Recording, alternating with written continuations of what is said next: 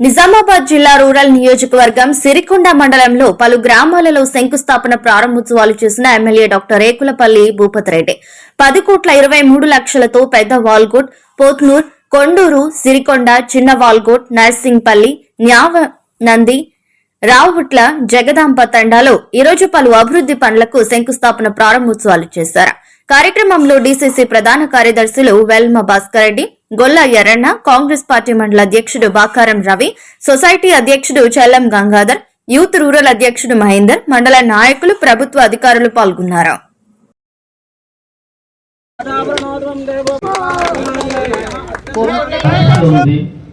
ఒకటి తలమానికమైన సిరికొండ మండల హెడ్క్వార్టర్లో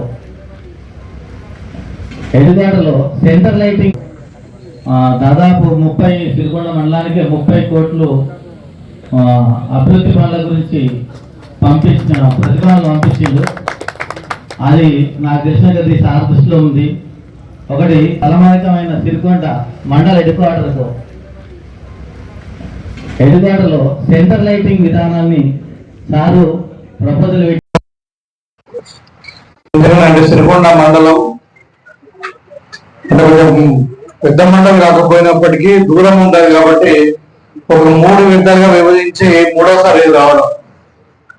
దగ్గర 30 గ్రామాలు ఉంటాయి. ఇలా 10 అంతకుముందు 10 ఇట్లా వచ్చినా మీకు అందరూ కూడా తెలుసు. గతంలో మరి మనకు ఈ 10 గ్రామాలు కలిసి అది పత్రికా దగ్గర ఉన్నారు కాబట్టి ఇది చెప్తా ఉన్నారు. పెద్దవాళ్ళూరులో 48,44,000, పోత్నూరులో 18,20,000, కొండూరులో 60,40,000, సిరికొండలో 4,89,00,000, చిన్నవాడలో 26,00,000, నర్సింపల్లిలో 25,00,000, న్యావనందిలో 2,33,00,000,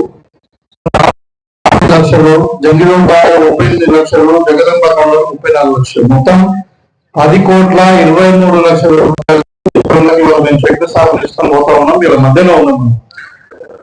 సో ఈయన కూడా తెలుసు గతంలో ఇక్కడ నుండి ప్రాతినిధ్యం వహించినటువంటి వ్యక్తులు 3 సార్లు 4 సార్లు ఎమ్మెల్యే ఉన్నా కానీ మరి మన నియోజకవర్గంలో అత్యంత వెనుకబడిన ప్రాంతం ఏదైనా ఉన్నదంటే సిరికొండ మండలం.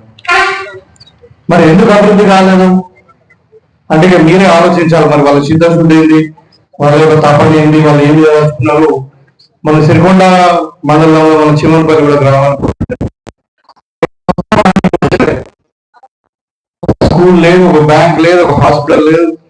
సో ఆ విధంగా సిరికొండ వచ్చిందంటే సారు పతి విన్నట్టు ఉండండి అని అడిగాడు. సార్ రైతులు మాత్రం ఈ రుణమాఫీ గురించి చాలా 133 మంది మిస్ అయిన దాని గురించి అయ్యే ఈ గత నెల రోజులలో అంటే మా ఊహాగానాల మేరకు నేనైతే అనుకుంటున్నాను ఆ దేవుడి కృపతో